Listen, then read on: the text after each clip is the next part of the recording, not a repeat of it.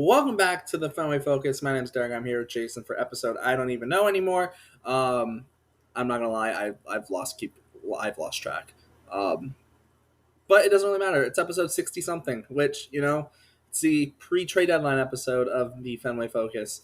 Um, and the Red Sox came off the All Star break, a very interesting stretch where they played basically the three best teams in the National League, or at least they played the three division leaders in the National League, uh, between facing the Cubs, the Phillies, and obviously, most recently, the Los Angeles Dodgers. Now, the Red Sox overall in that stretch, they did go 4-5, but it was left on a high note with them winning 2 out of 3 against the Dodgers. I'll hand it over to you, Jason. Start wherever you feel like starting on the past kind of week. But how do you feel about the past week with the trade deadline coming up in 3 days? So It'll be 2 days when everyone hears this. yeah, so I went in after the Cubs series. I basically said this was a feel good 1 of 3. It was a feel good series loss because of the way that they won in Game 3. They go in the Philly series and they lose 2 of 3. That's like, they did it again. But you got to realize the Cubs and the Phillies, and I'll get into the Dodgers in a second. The Cubs and the Phillies are atop their divisions, and they're very complete teams. Maybe the Cubs are a more complete team than the Phillies, but kind of similar DNA where there's talent like sprinkled throughout the roster, like every aspect of the team. And the fact that the Red Sox did they look outmatched? Not necessarily, but there were times where I'm like, okay, I would have liked to see them play a little bit better. Especially, I would have liked to see them take the first game of the Philly series. That was a very winnable game. I understand, albeit it was Zach Wheeler, but they got on him early. Durant hit a home run. I think it was it 2-0 at one point? But point being, they're the two most complete teams you've played all year, and the fact that you got you got one game was good. Then you go to the Dodgers series where you win the series and you finish this gauntlet 4-5. And I'll be honest with you, 4-5 on paper it looks so much better than 3-6, right? And I think it's just a bonus. You would have liked to see them go 5-4, but I think Derek, you and I can agree. The Red Sox, all they need to do between now, around the trade deadline, and the end of the year is play some version of 500 ball, maybe a little bit better, and they are likely in the playoffs. Unless bearing like, okay, I understand the Rangers are on this hot streak, but the Yankees could fall. Like there are other teams that could fall out of the race. Heck, the Blue Jays might slip and fall too. I think they're kind of overachieving, but whatever. I think the Red Sox, they need to avoid the collapse they've had late in the season because they've looked lifeless in September and late August for the past like 2-3 seasons. Even last year, they were just lost. I know it took to game 160 for them to get out of contention, but I think this past gauntlet of teams basically says you need to buy, and by buy I mean you need to get a move where fans and the front office is like, oh, let's go, we got this guy, okay, sure, nothing like, okay. I don't want my trade deadline acquisitions to say, I want my reaction to be, okay, we got this guy, or okay, this guy's a project. I'll see. No, none of that. It doesn't even a need guy. to blow our socks off, I think, is what you're kind of saying. No, It doesn't I'm need to not. blow our socks off, but it needs to be, and it still needs to be someone who's going to be impactful. Yes, at bare Not minimum, someone where I want to if say this I goes want to right say or that goes right. yeah, yeah. At bare minimum, I want to say, okay, I see the vision. I like it. That's it. Like that. That's it. Maybe is that a pitcher? Is that a position player? I think we'll get into that as we go deeper in the episode. But yeah, they need to do something, and they don't need to go all in. They don't need to go get a Joe Ryan necessarily because the price is going to be astronomically high. They just need to get a good guy, a good guy. But Derek, you and I know it's another year where it's a seller's market, and you're going to get this with the expanded playoffs, and the price is probably going to go up, especially because Emmanuel Clase is put on leave for gambling. Thank you. Um, yeah, whatever. I not whatever, but the fact of the matter is that really screwed up the market because he was, according to a lot of MLB execs, he was gonna get traded. So, yeah. Uh, Come on, Craig, get on the phone, do something. Don't just get don't just get Charlie Morton and call it a day. And yeah, Yeah, bye, I'm with you on that. bye, bye, I'm with bye. Yeah, bye. Absolutely. I'm with you. The series show the two series kind of show that the Red Sox can compete with these teams. It also showed, yeah, they still need a little bit more, but like there's nothing wrong with that. The Red Sox are in an interesting spot because if you kind of compare them to the teams that they're, I guess, around, I would say like it seems like the Rays are going to lean towards selling now. So in the AL East, it's really Red Sox, Yankees, Blue Jays. In the Central, it's just the Tigers, and in the West, it's the Astros, the Mariners, and the Rangers. And we talked about this a little bit earlier today, Jason, off air. But like with the Rangers, like outside of maybe like bullpen, there isn't like any like clear spot for them to add. Like because in their rotation, like they could add a starter, maybe they think Tyler Mahle is going to come back soon, right? Um, so maybe they add a starter, maybe not, right? You look at their lineup and could they use a bat? Yeah, but like where does the bat fit? Like, where do they play? Like, Josh Smith has pretty much been playing first base a decent amount lately for them, right? They kind of need him in the lineup. He's been probably their second best position player. Jock Peterson just came back. I'm sure they're going to bank on him being better than he was earlier this year, right? There isn't really a spot, I guess. Like, they could get a bench bat or something, but like, there's not really a spot, right? On the Rangers to where there's like a clear additions, like Bearing an injury, yeah, correct. barring an injury, yes. There's not like a clear, this is where they need to add. Um, the Mariners already added Josh Naylor, right? They still could use a third baseman. Um, but like they don't need to start. Red Sox don't need a third baseman, right? They're not going to keep competing with the Mariners for that. Like the Mariners don't really need a starting pitcher either, right? Maybe a reliever, but like they have Munoz and Brash at the back end of their bullpen, so it's not like they're going to be looking for someone super high leverage, right? But yeah, they definitely could use a third baseman. But like that's kind of I see that's the real place they add. I don't see where else they would necessarily add. Um, and then I mean maybe a DH bat. Jorge Polanco could play second base, but I think a third baseman's the most likely spot where they would add. And then you kind of start looking at some of the other teams. You look at the Yankees, like yeah, they maybe could use a starter, right? Especially if they're going to trade Schlittler. Which would be funny to start everyone to start calling him Schittler? Shittler. Yeah, exactly. His name's real close to Shittler. They could use some pitching as well, but like they need the Honestly, Yankees. I'd rather him stay on the Yankees so I can just keep calling him Shittler wherever he Shittler, pitches against the Red exactly, Sox. exactly.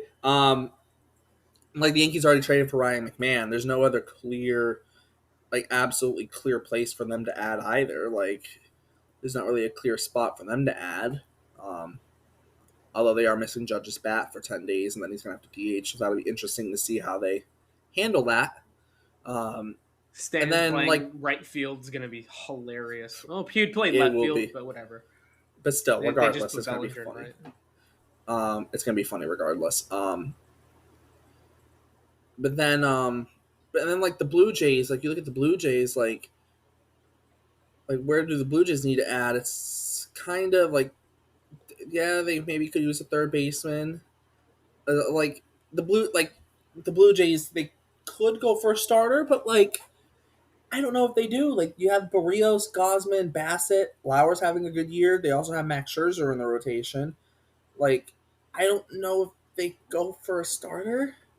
They might have Manoa maybe down the stretch. Who knows? I don't think so, but you don't know. You don't know. Like they definitely could use a reliever. Um, maybe a third base. Like I said, maybe a third baseman. Depending on how everything. Although because it depends on what Andres Jimenez's timeline is. Because Ernie Clement would then move back to third. Um, but and like Anthony Santander, is he going to play at some point this year? I mean, that's a big bat to potentially be bringing back into the fold. Um, and the thing is, if Jimenez is going to be healthy, like getting a third baseman doesn't make a ton of sense because Ernie Clement has been a Gold Glove caliber third baseman this year, right? So like there isn't the Blue Jays don't have a really have a total clear place to improve position player wise, and like I said, I don't know if they add a starter. I don't know if it makes a ton of sense. Maybe they add a starter, maybe, but I don't know if it makes like the absolute most sense considering they have five guys. You know, Scherzer's the worst out of what they have, but like, are they really gonna just kick Max Scherzer to the curb? Like Probably. But no, maybe I I don't mean, you know can never though. have too much pitching, and Exactly, but like I mean, it in also terms of depends like on the guy they get. But in terms of the guys the Red Sox are looking for, right? Kind of more like I don't think the Blue Jays are going to be giving up a whole lot to go get a starting. You know what I mean? They're Like not they gonna, kind of yeah. They're not like like desperate to go all in on a Joe Ryan either. Like they're not in that no, position. and like when you look at Houston, like they could use like it seems like a second baseman or left fielder is what they're going to be looking at because then they can just stick Altuve in the spot where they don't add someone. I mean, they could also use a third baseman. But like Red Sox don't need a third baseman. Red Sox don't need a left fielder. Red Sox don't really need a second baseman. Although we'll get to that in a second because there is one particular second baseman that I really like, and I think I've convinced Jason to get on board with it. And like the Astros could use a starter, but they don't need like a top of the line starter. They have Framber Valdez and Hunter Brown, right? They could maybe use a third starter or whatever, but like they're gonna get, you know, McCullers is on the injured list with a blister. He'll come back at some point.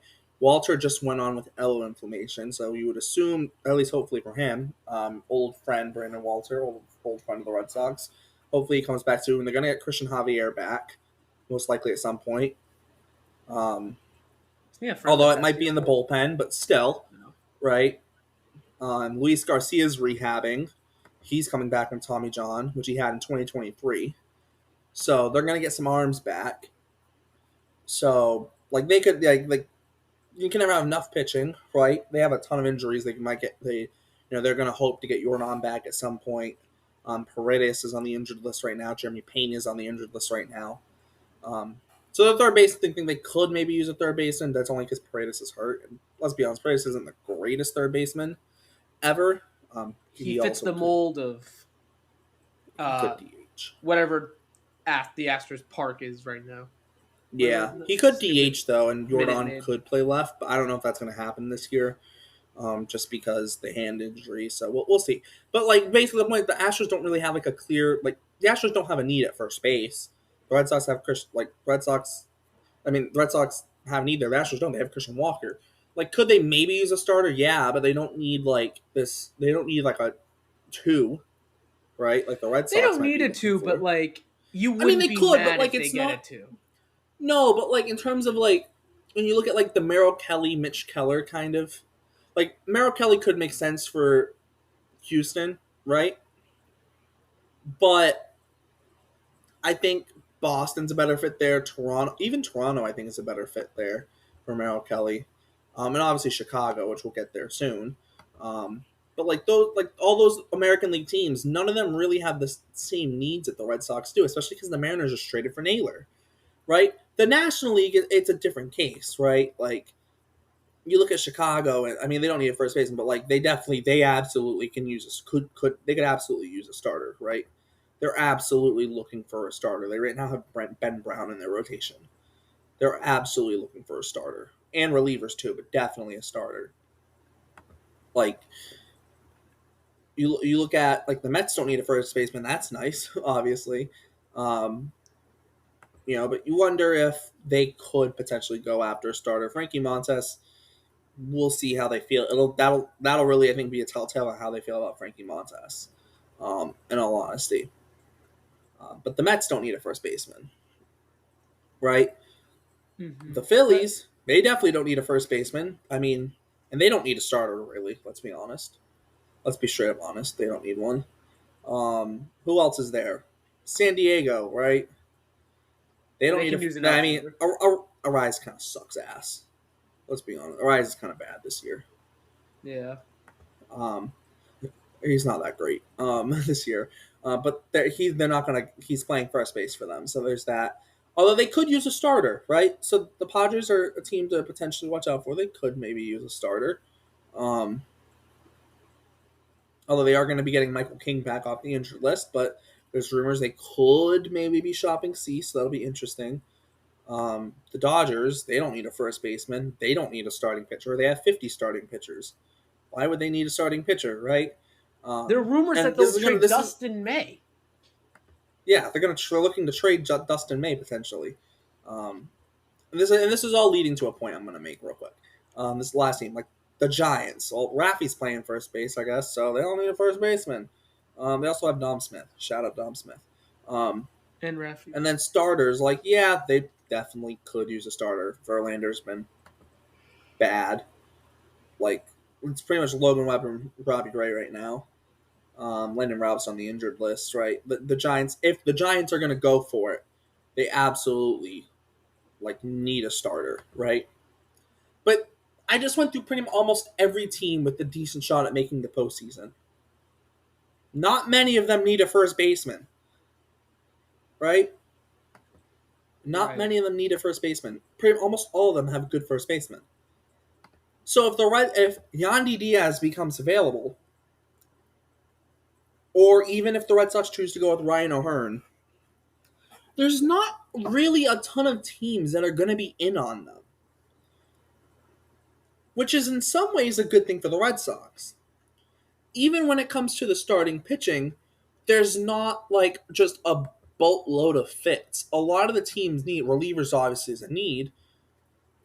The real other needs are like potentially like a third baseman, like a Eugenio Suarez, where the Cubs could use him, the Mariners, the Phillies potentially. Um, the the Brewers and Reds listed ESPN has potential buyers for. I didn't look at the Brewers. The Brewers don't need a first baseman. I don't think. I think they'll be fine. Um, but they like a lot of teams aren't like totally in on the God, no on like the offense. like I think the first base market isn't like as strong as like it's not super strong in terms of it's pretty much now just O'Hearn and you know O'Hearn and Yandy Diaz, but you look at O'Hearn like unless Houston's going to get him to DH, which I don't think that makes sense because you're on eventually, right? The Red Sox make sense. Um, ESPN has San Francisco as a fit, but they're trying to play Raffy at first, so I don't know how if they would really go after O'Hearn. And then they have Texas, but like, yes, Josh Smith could be moved to a different position, but who are they going to take out of the lineup? It's not the most clear like answer, right? It's not the most clear answer to that question.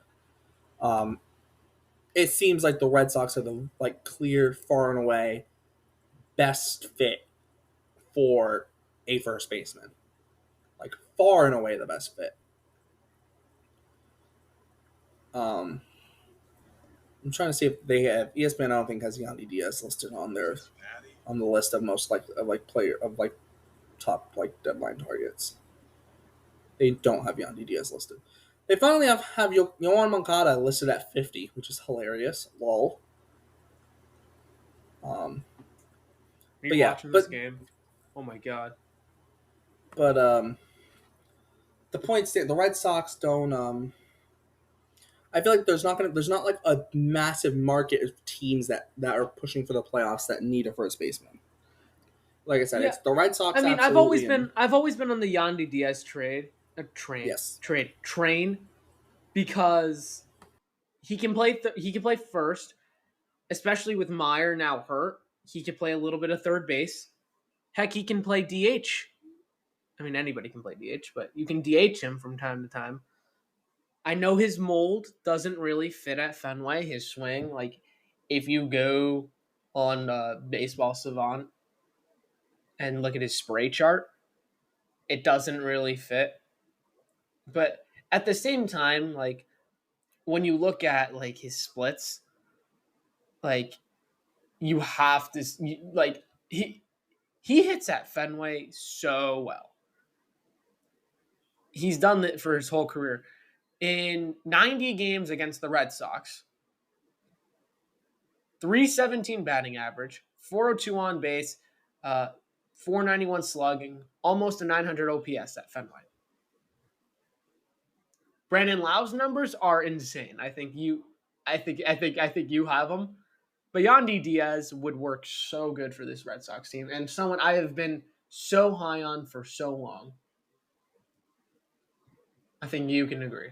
I've been on I yes. You've been on the Brandon Lau train. I've been on the Yandy Diaz train for a while.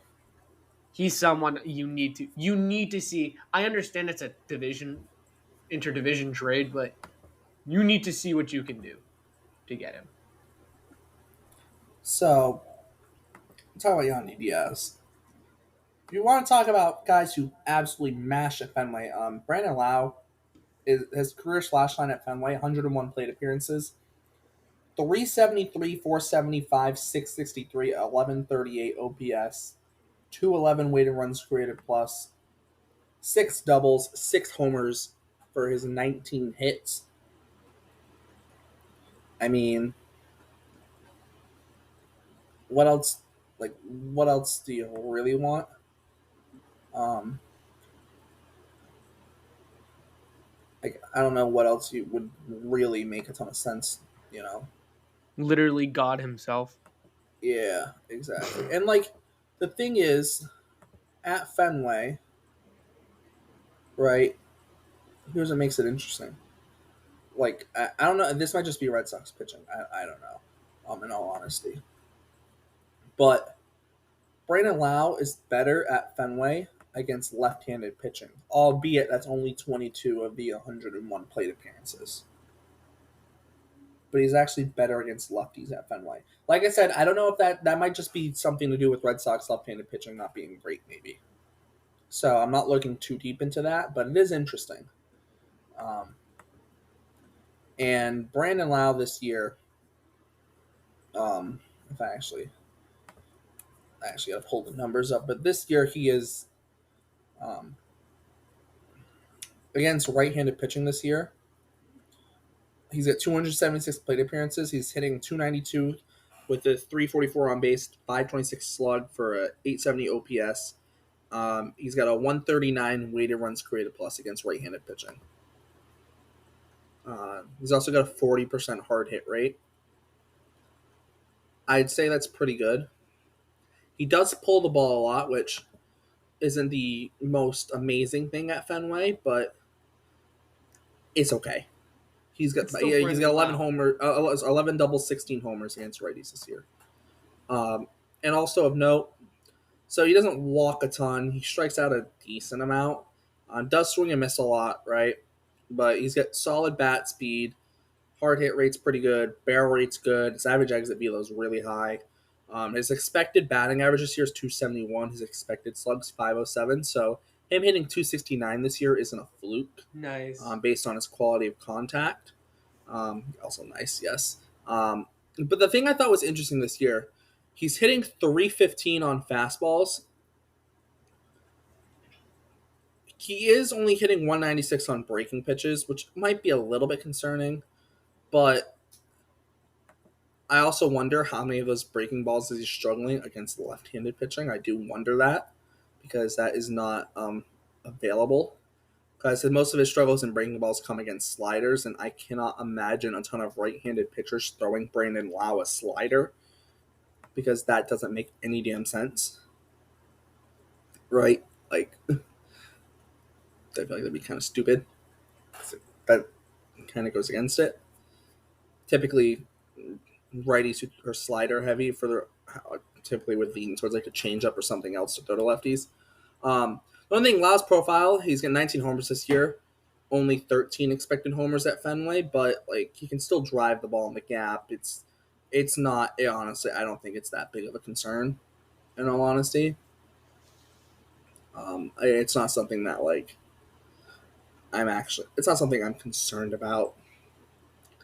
I think he would be just fine at Fenway, and he's someone who has kind of torn the Red Sox to shreds over the course of his career.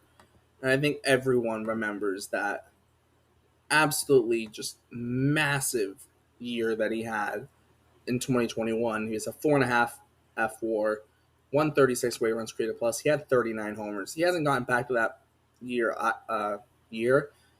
but he also hasn't been healthy, right? He's got 19 homers in 86 games this year. If he plays like 130 games, or even if he might only play 120 games this year, he's probably going to hit 30 homers in like 120 games, right? Like Brandon Lau is still good. I know defensively at second base, he hasn't been great this year. He's been pretty bad, in all honesty. Um, Negative 12 defensive runs saved, negative 7 outs above average. It's been bad this year at second base. It's by far the worst year he's had defensively. But I also mentioned that because he played 96 innings at first base last year, 2 defensive runs saved, no outs above average.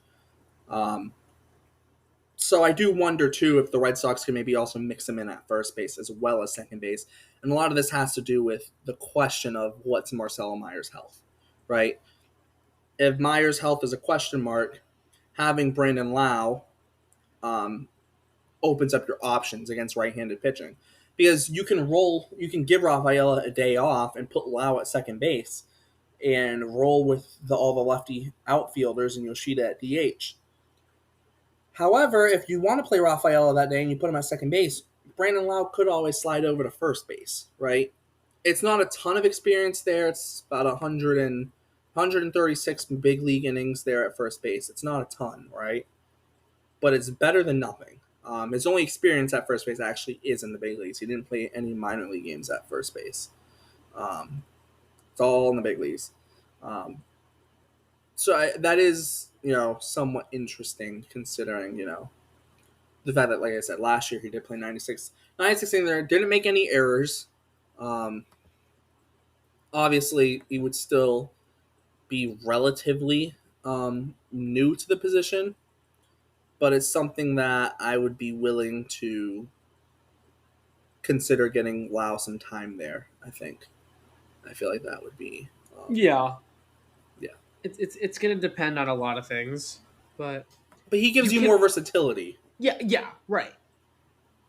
And the can Yandy Diaz play second base? I don't think so. No, I don't even know if Yandy playing third at this point is a good idea. In all honesty, Yandy Yeah. playing third would scare me. Um. Anyways, I don't. My next I point. think I he's know we're really talking good for about two this. guys. Uh, you can get both of them too. Yeah, in the same trade. Yandy hasn't played third base since 2023 when he played 31 innings there. Never mind. He's a non-option at third base. Yeah, Yandy can.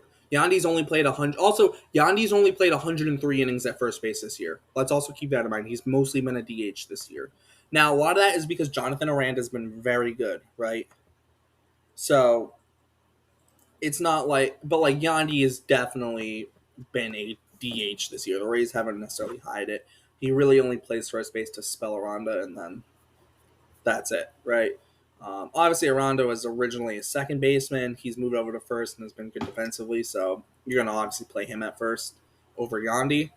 Um, but yeah, but yeah, Yandy has been DHing basically the majority of the year, outside of when he gets a game here and there at first.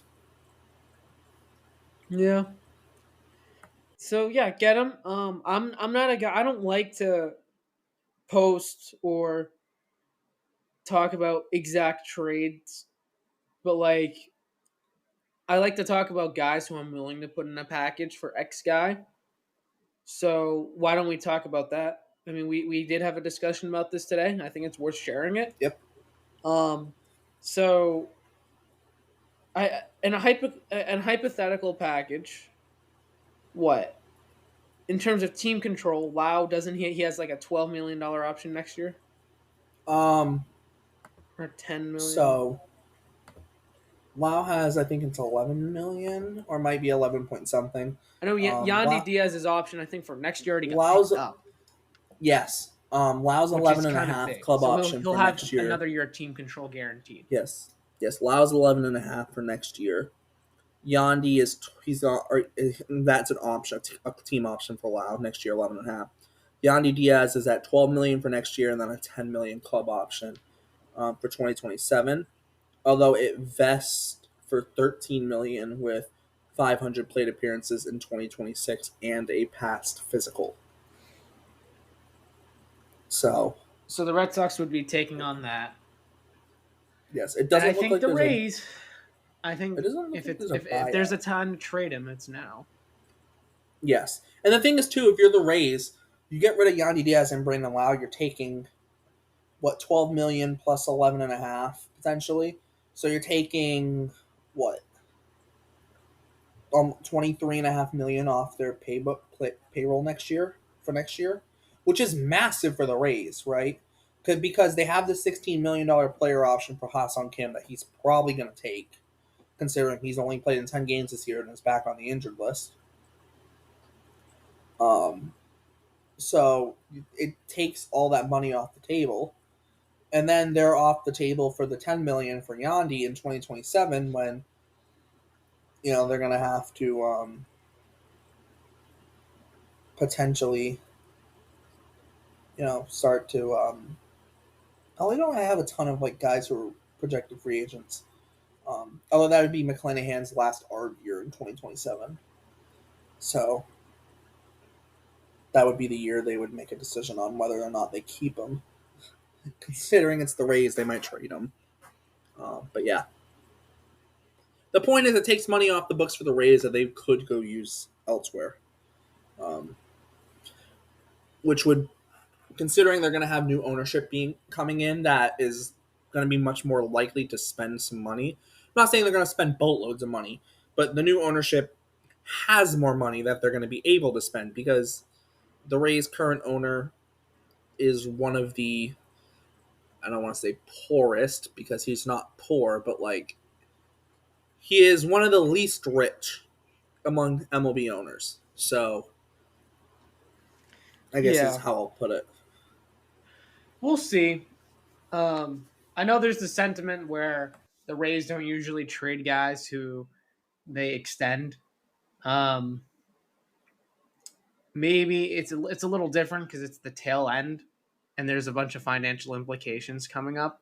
So, yeah, we're getting rid of them and having another team deal with it. Sure, and it's how do I say it? It's hard for a guy like, or it makes more sense for a Brandon Lau to fit in the puzzle next year for the Red Sox than it is for Yandy Diaz. It's going to be really hard to find a place for Yandy Diaz next year with the Red Sox. We talked about that a little bit. Just Yes, I because, mean because the fact he's pretty much first base DH and Christian Campbell might potentially be at first base, maybe at second. We'll see how they feel about him. Um, I mean, there's also a case for Lau too, because Lau Meyer's has a little probably bit going to more play second. versatility. Well, maybe, but depends Well, on. that's the other thing we didn't really bring up. Like Well, it's not just he's Myers' getting health; it's also what's going to happen with Trevor Story during the offseason. He opts in, okay, but like, are the Red Sox? Do the Red Sox want to commit to Meyer being their everyday shortstop next year? Right, that's a legitimate question. Um, Also, too, Brandon Lau and Romy Gonzalez sounds like a damn good platoon. I'm just saying, a whether it's righty second master and a base, first, lefty master. you Dude, can't bank on Tristan Casas' health, right? Lau gives you versatility because he can play second base and first base just like Romy Gonzalez. So wherever those two play, whether it's second base or first base, you have a built-in platoon with the two of them. Whereas, so then if you want to have Campbell at second base, those two can platoon at first. If you want to have Campbell at first, those two can platoon at second. Meyer can slot in at shortstop if Bregman stays. If not, maybe Meyer's at third and Story's at short, right? You assume they're moving on from Duran or Abreu. So your outfield's Rafaela, one of Duran and Abreu, and Roman Anthony. Yoshida, maybe DHing, maybe he's just a bench bat. Who knows? Like I said, the Casas health Oh situation my is God, it's like, Mickey Gasper. yeah. Shout out Mickey Gasper. Um, but there's a lot where it's kind of where there's a lot of question marks with the Red Sox team. The thing is, Lau gives you a little bit more versatility. He can play two positions, whereas Yandy Diaz, it's like, okay, well you're just first base DH. Brandon Lau's second base, can play first, can also DH if you need him to, right? Um, the good thing for Yandy is he is a right-handed hitter, but like still, like positionally, it's hard to fit him in if Christian Campbell's going to be in the talk for first base for the Red Sox in the future, which he might be, right? He honestly might be. So it's going to be interesting. At least Lau gives them versatility where if they want Campbell at first base, they can still do that. It's a whole nother conversation for next year. It is. But I think we've talked enough about potential Yandy Diaz and Brandon Lau. Also, that 2027 potential vesting option for Yandy is a little bit scary. Yeah. Maybe they won't restructure it. Anyways, I think now's a good time to go. As much as we want them to add position player wise, maybe one, maybe two. Uh, they also need a pitcher, maybe two, maybe a bullpen arm. Uh, this is really hard because the guy I want is not realistic. I want Joe Ryan, but if I'm going to be real, they're not going to get him. How do you walk Mickey Gasper? What the hell? Uh, yeah, there's no guy who I can just point to and say he is an obvious fit. He should be a Red Sox. I know Joe Ryan will cost the moon, an arm and a leg, whatever you call it, or whatever I'll call it. Sorry, that was terrible. You know who's a red stocking? You know who sounds like a red stocking? Who? Zach Gant. Maybe in 2026. Maybe. Yeah. In 2026, yes. He makes so much sense to be a Red Sox next year. Also, can we bring up the fact that Robert Murray brought up Shane Bieber as an option? No, thank you. It is interesting. Okay. I'm not gonna lie. He looked like his old self in his couple starts last year. I'm not saying I would do it, Ooh.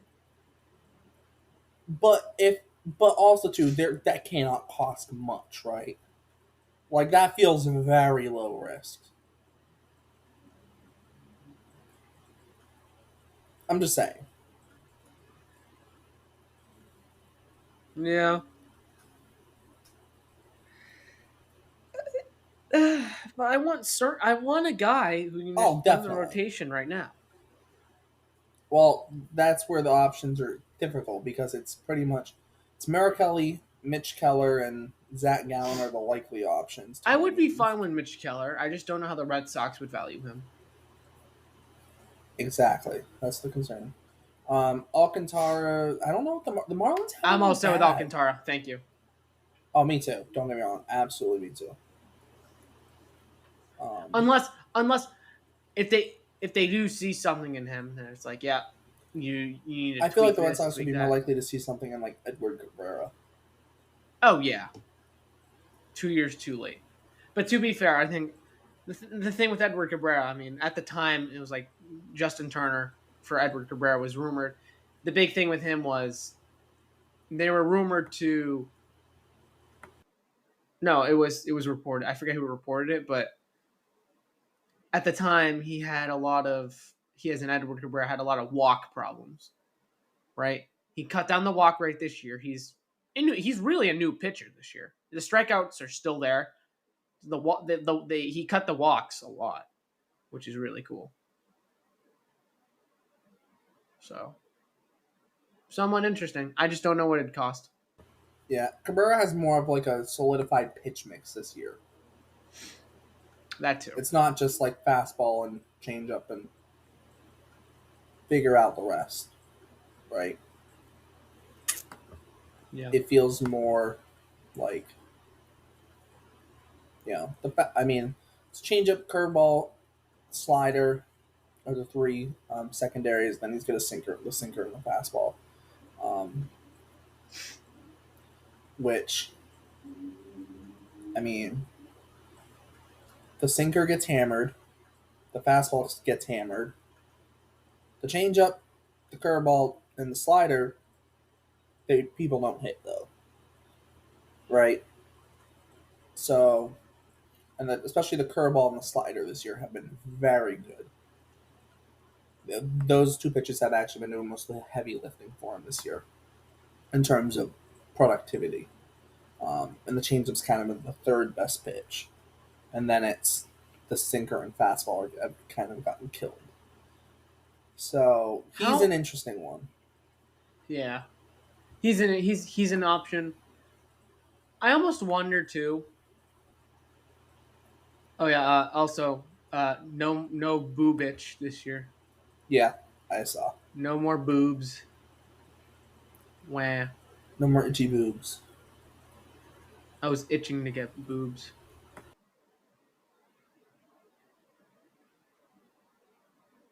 No. I'm sorry for everyone who just cringed at that. Fuck you, asswipe. Um. Oh yeah. So I almost wonder, is there a guy that you can go after who's kind of a rental, who you can lock up into an extension, especially with the stuff that's coming out right now, with like the Bryce Harper stuff where Manfred wanted to talk about a cap and he's like, get the fuck out. I almost wonder if players will be more inclined to sign like extensions with a team or have willing to have more talks, especially with You know their who the option very is for the Red Sox if they want someone who's a rental who they maybe could try and resign? who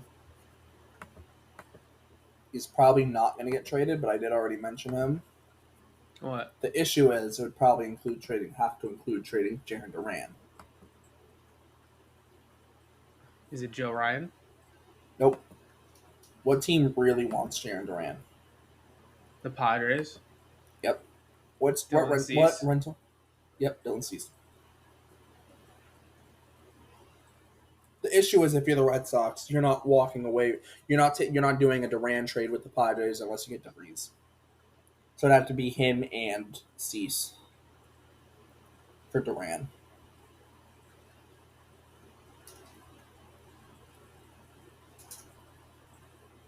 And that's a scary trade to make, I guess. Because you're putting all your faith into 2 months of Dylan Cease with no guarantee you're going to lock him up, and an 18-year-old in high A who has been very impressive, but he's still only 18 years old. Right? He doesn't turn 19 until October 11th. Jeez. So that's kind of the interesting one, is Cease. But I think if it's a Red Sox trade, the Padres aren't leaving that trade without Jaron Duran, which means they'd have to give up something other than Cease, obviously, and something big. But the only real big piece that they would be willing to trade, or at least that they would be willing to trade in terms of that wouldn't hurt the big league team, that the Red Sox would want. The only piece that they could trade it would be DeVries, because I don't think the Red Sox would really want Ethan Salas, and Ethan Salas is hurt, so I feel like that's what it would be. But before we wrap up, Jason, um, anyone else specific that you want to mention? Um, mention not want if they get Charlie Morton and call it a day. That's like Andrew Kashner 2.0 doing like the bare Oh minimum God, where it just qualifies to nothing. that's fair. So don't That's just get fair. him. Go Yandy Diaz, dude. Like, if the Rays are willing to listen in on some offers, do it. I would I be was on the gonna phone with the Rays about Yandy Diaz and Brandon Lau. I'd be like, even if you don't get both of them, even if you just get if one you of get them, one of them, I'll be happy. I'm sure you'll yes. be happy. I've been on the Yandy. I just said this. I've been on the Yandy Diaz train for freaking years. Go go get him. Especially like even when Casas was healthy, I'm like, okay, Yandy Diaz. Maybe he can be a platoon DH with Yoshida. Yeah. Or at the very least, like I know O'Hearn hasn't been great as of late, but I mean it's better than nothing, I guess. It's better than Abraham Toro. O'Hearn's at least solid defensively at first base. Right? Like at the very least get O'Hearn. Right? Mm-hmm. The Red Sox don't get Yandy and they don't get O'Hearn or Brandon Lau. They could still have a good deadline. It just I don't know where it would come from, I guess is what I'm saying. Because this is a we mentioned this earlier. I'll just kind of my closing thoughts would be on this. It's a seller's market, but I don't think it's a seller's market like it was last year, where last year it was a seller's market because so many teams wanted to buy. This year, I think it's a seller's market, not because so many teams want to buy necessarily, but because all the bad teams don't really have players to trade.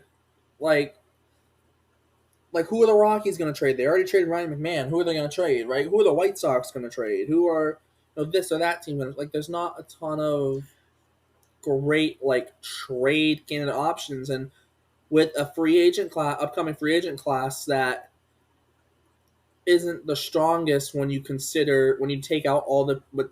Or I'll put it like this: upcoming free agent class that is weak as hell when you take out all the players on contending teams, right?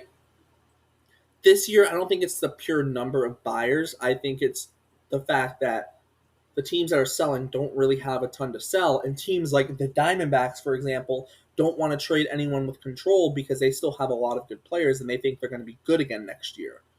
So they're not going to trade a Ketel Marte or a this person or that person because it doesn't make any sense. They're still trying to win next year, right? I think that's what the difference is. Like the Minnesota Twins aren't going to trade Joe Ryan at the deadline. It doesn't make sense for them, right? I know they are selling, but they're going to sell the rentals and they're going to hold off and trading a guy like a Joe Ryan until the offseason. That's kind of. I think it's the mix of both. Like there's But there's I not mean, as many last teams year that the are AL race really in was the wide mix. open. This year it's a little bit not the case. Yeah, there's like 4 teams for 3 spots. The NL is a little different, but no, I mean you're right. I mean there's not that much talent this year as there was last year, which is going to make it kind of underwhelming. I feel because it's like Eugenio Suarez. That's maybe, and there's all these other ambitious guys where it's like an off-season move, like Joe Ryan's an off-season move, and it doesn't make sense really for a team like the Padres to move on from a Dylan Cease unless they're getting a Jaron Duran. That's the biggest. That's the biggest blockbuster we're gonna see. All That's the right, final note. That's the note I'll leave off. I'll read Off to on. ESPN's updated ranking of the top 50 trade deadline candidates. Are you ready for this? Yep. Um, so their chance of trade: Eugenio Suarez 90%. I'll read to you the top 10. Joe Ryan, 10%. Not going to happen. Number 3, Mackenzie Gore, 10%. Not going to happen. Dylan Cease, 25%. Maybe, but probably not. Stephen Kwan, 10%. Jaron Duran, 25%. Probably not going to happen. Yon Duran, 30%. Maybe, maybe not. I don't know. Cade Smith, 20%. Probably not. Griffin Jacks, 30%. Probably not. Merrill Kelly, 70%. That's your top 10. So it's pretty much Eugenio Suarez, Merrill Kelly. That's it. Mitch Keller's at 65%. Zach Gallen's at 70%. O'Hearn's at 85%. Bednar's at 70%. Helsley's at 80%. 80%. Now you're getting to like rental relievers. Oh, Taylor Ward's at 60%. That's fun. So with players over 50%, it's Suarez, Kelly, Keller, Gallen, O'Hearn, Bednar, Helsley, and then Taylor Ward is the 8th person on the list. Taylor Ward's potentially the 8th best player to be traded at the deadline. The 9th person on that list of over 50% is Ramon Laureano. 10th is Marcelo Zuna. 11th is Charlie Morton. 12th is Adrian Hauser. 13th is Cedric Mullins. Right? And then from 31 through whatever, they don't list percentage. But, like, it's guys like Willie Castro's 31, right? Like, you get what, like, that just proves that point. Of, like, there's not really anyone to really... unless someone out of the blue gets traded, like... I'll put it like this. The biggest trade of the trade deadline has already happened. And it happened more than a month ago. I don't know. And it happened more than a month ago. That doesn't count. The Devers trade does not count. You know what I mean. You know what I mean. No. That's a dumb take. That's a shitty take. All right, the biggest trade of the year has already happened. Of the season has already happened. Okay, yes. Nothing's getting close to it. Yeah. Even a Joe Ryan trade, or maybe Mackenzie Gore, but even that, I don't know. I don't know if anything's as big as a true legitimate superstar getting traded. This isn't a deadline where you're going to see, like, I don't know, you're not seeing Verlander get traded to the Astros, although that was that was for the waiver deadline, not the actual trade deadline. They need to bring back the waiver deadline, actually. Let's make, like, that's actually... He got traded to the Astros twice at the deadline in his career. Mm-hmm. They need to make that... They need to bring back the waiver deadline, I'm just saying. Yeah. But, all right, final thoughts, Jason, before we wrap this thing up. I already gave mine. Lloyd, no. We need LOL moment of the week. Oh, yeah, we do. Moment of the week. So, Derek, I think this is something. Ooh, wow! This is something you brought to my attention. I gotta find it. Crap.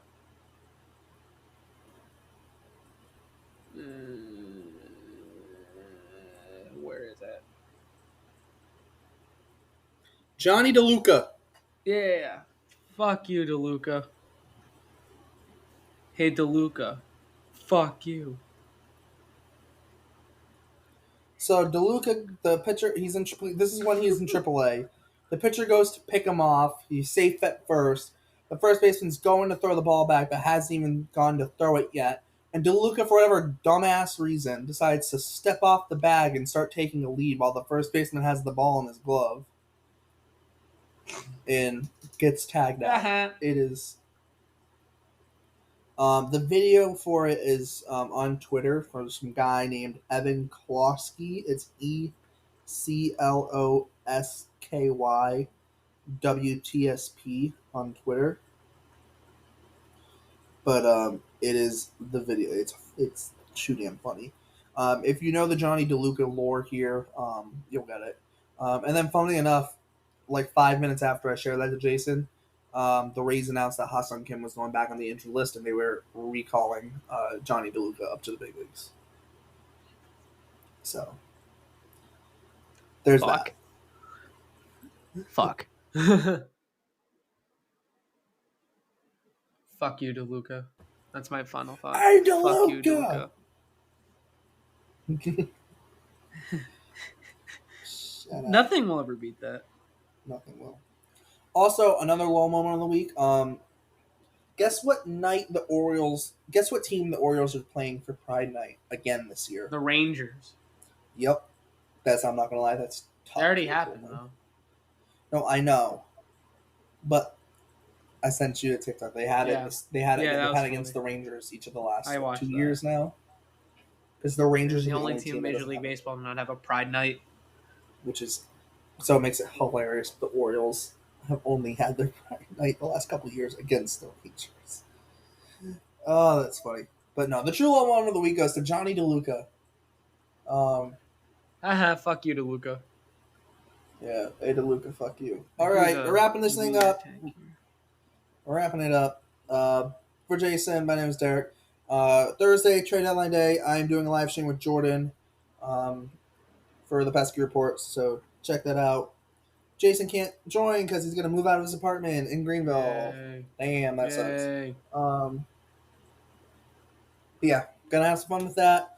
So check that out. And like I said, for Oh, Jason, come my name is on. Derek. As always, thanks for tuning in to the Family Focus, and we will see you next time.